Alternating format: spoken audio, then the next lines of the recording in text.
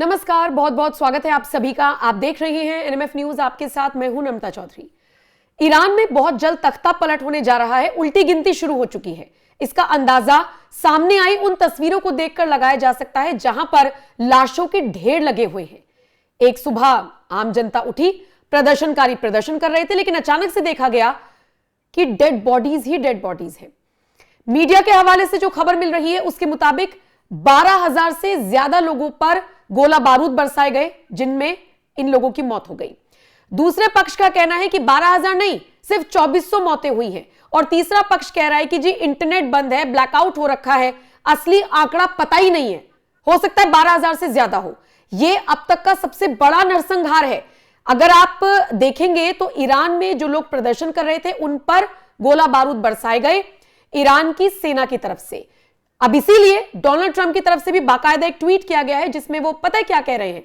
वो ये कह रहे हैं, ईरानी देशभक्तों इसी तरीके से लड़ते रहो, यहां से मदद भेजी जा रही है, पीछे मत हटना, बदला लिया जाएगा।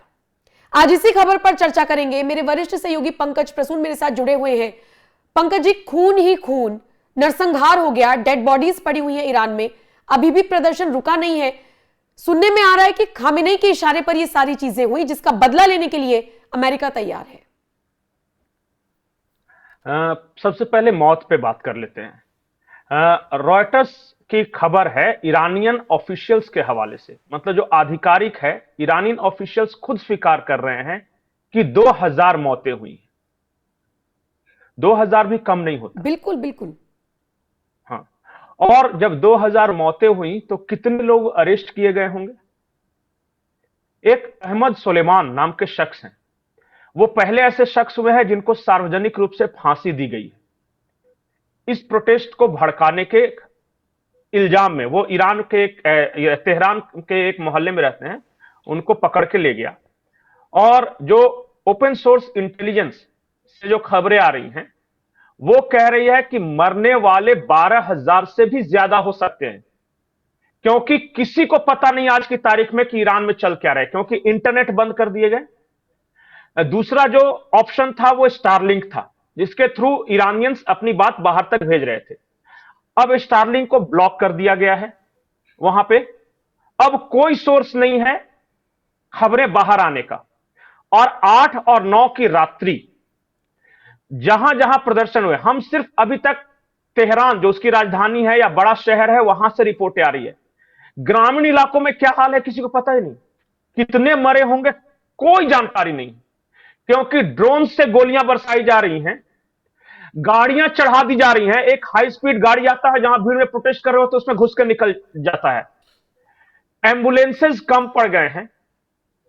और तेहरान के सबसे बड़े अस्पताल का दावा है कि एक के बाद एक ऊपर लाश रखी गई है वहां पे। और वहां पे जगह नहीं बची तो जो नमाज का स्थल था, जहां नमाज पढ़ते थे, अब वहां पे ये लाशें हैं।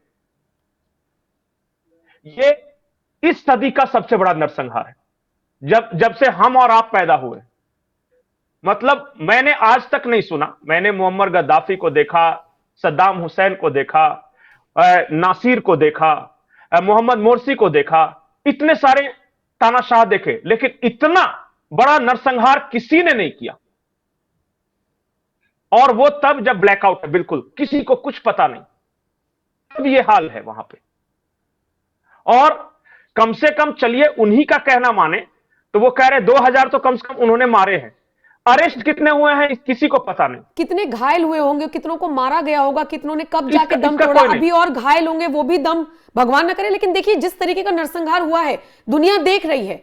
और उसके बाद अमेरिका फिर भी उकसा रहा है। अमेरिका कह रहा है कि लड़ते रहो, हम यहां से मदद भेज रहे हैं। मतलब उल्टी गिनती शुरू हो गई है पंकज जी, खामेनेई की।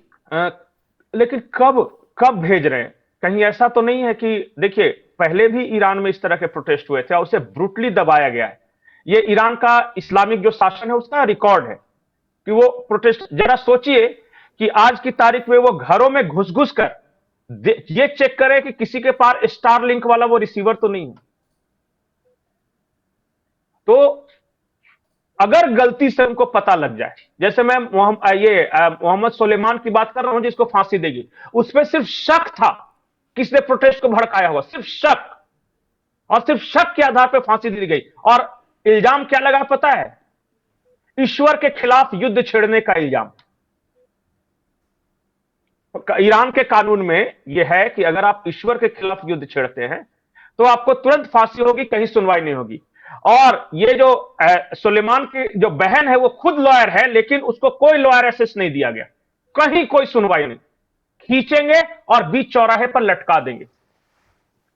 बोलिएगा तो मैं वो तस्वीरें भेज दूंगा, पर इतनी विभत्स है कि उसका बच्चा बगल में खड़ा होकर अपने पिता को देख रहा है और पिता के गले में फंदा है और वो अपने बच्चे को बोल रहा है मुस्कुराओ, कुछ नहीं होता। ये सब ये नजारा है ईरान का। ये तो खैर पहले ही आ गई कि क्या विभत्स है, कितना ये है। अब मैं दूसरी बात पे आता हूं, ट्रंप, वो जो भड़का रहे हैं।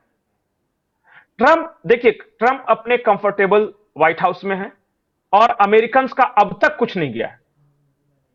लेकिन हमारे पास जो सूचना है कि मोसाद के एजेंट्स जो हैं वो ईरान में बुरी तरह फैले हुए हैं और वो जो है वो प्रोटेस्ट को भड़का रहे हैं ज्यादा।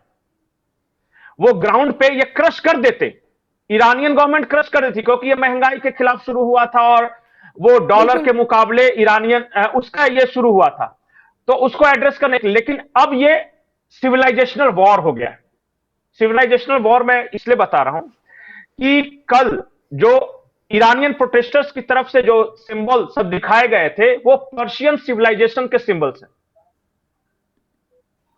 इसका मतलब कि वो लोग उसको रिलेट कर रहे हैं और वहां से ये इस्लामिक शासन बनाम पुराना पर्शियन शासन, अब ये लड़ाई वहां हो रही है कि बेहतर कौन था। तभी तो MIGA, make Iran great again, ये बार बार कह रहे हैं डोनाल्ड ट्रंप। और डोनाल्ड ट्रंप कर रहे हैं, वहां के लोग कह रहे हैं कि ये तो अब देखना है कि अब ये इस्लामिक शासन जीतता है या पहले वाला जो था पर्शियन शासन जीतता है। अब तीसरा इसमें एक फैक्टर है, रेजा पहलवी, इसके जो फादर थे उन्हीं को हटा के ये इस्लामिक शासन आया था 1979 में। और ये रेजा पहलवी है, ये हमेशा बाहर रहा है, आजकल अमेरिका में है और सारे टीवी स्टूडियो पे बैठ के बोल रहा है कि मैं आ रहा हूं। हमारे बच्चे जो है, अगला जो पर्शियन एक त्योहार है वो कह रहे हैं कि हम ईरान में मनाने वाले हैं। लेकिन मेरी जो ग्राउंड रिपोर्ट है, जहां तक मैंने पढ़ा है, रेजा पहलवी का जमीन पे पकड़ नहीं, इसके पास इतने लोग नहीं है। ये सारा कुछ जो हो रहा है ना वहां, जो प्रोटेस्ट वगैरह, या तो मोसाद के एजेंट्स वहां पे फैले हुए हैं वो लीड कर रहे हैं, या फिर लोकल व्यापारी यंगस्टर्स जो कि बाहर से हैं वो लीड कर रहे हैं।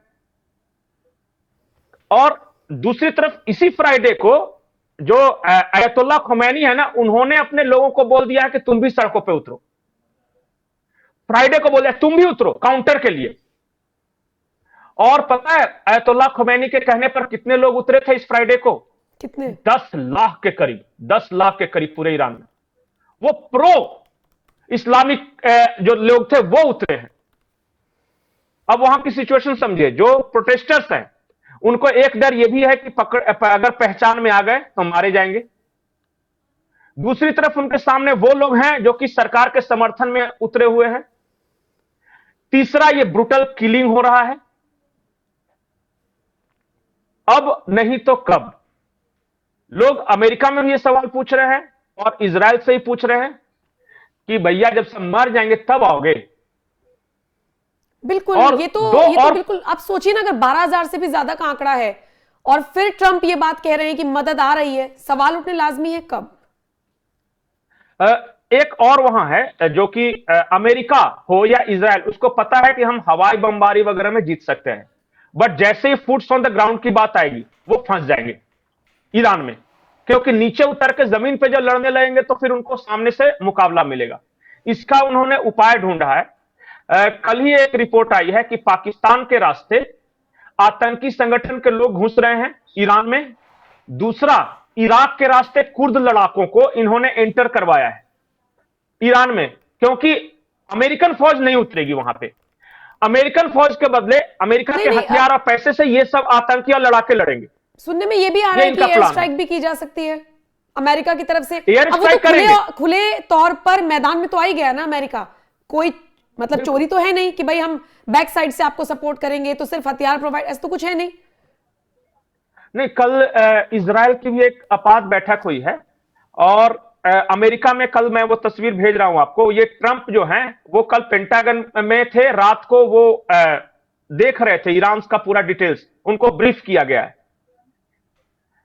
तो मुझे लगता है कि अब आ गई है वो घड़ी। अब 1 दिन में हो, 2 दिन में हो, 5 दिन में हो, ये होगा। ठीक है पंकज जी, सॉरी। कम से कम जिस तरीके की तस्वीरें आ रही हैं ये तो आनी बंद होनी चाहिए। आप सोचिए, कोई एक कह रहा है कि भैया 12,000, ऑफिशियल आंकड़े कह रहे हैं 2,000, कोई 2,400 कह रहा है, कोई कह रहा है कि भैया ब्लैकआउट है, पूरी इंफॉर्मेशन ही नहीं है कितने लोग मरे हैं, कितने घायल हैं, कितनों की और आंकड़ा ये बढ़ेगा। तो चिंता की स्थिति ईरान में है। ट्रंप मदद कर रहे हैं, नहीं कर रहे हैं, ये बहुत जल्द स्पष्ट होना चाहिए, क्योंकि दुनिया के बाकी देशों पर भी इसका असर पड़ रहा है। शुक्रिया पंकज जी मेरे साथ जुड़ने के लिए। बाकी लाशों के ढेर ईरान में जिस तरीके से लगे हुए हैं, हॉस्पिटल के डॉक्टर्स कह रहे हैं कि एक के ऊपर एक के ऊपर एक इस तरीके से डेड बॉडीज को रखा गया, अपने आप में बहुत विभत्स तस्वीरें हैं। इतनी विभत्स कि डायरेक्ट आपको दिखा पाना भी हमारे लिए मुमकिन नहीं, इसलिए ब्लर करके आपको वो तस्वीरें दिखा रहे हैं। बहरहाल शुक्रिया पंकज जी मेरे साथ जुड़ने के लिए, ये तमाम जानकारी दर्शकों तक पहुंचाने के लिए। जो भी अपडेट आती रहेगी आप तक पहुंचाते रहेंगे। आप अपनी राय हमें जरूर दीजिएगा। अपडेट्स के लिए एनएमएफ न्यूज के साथ बने रहिए। नमस्कार।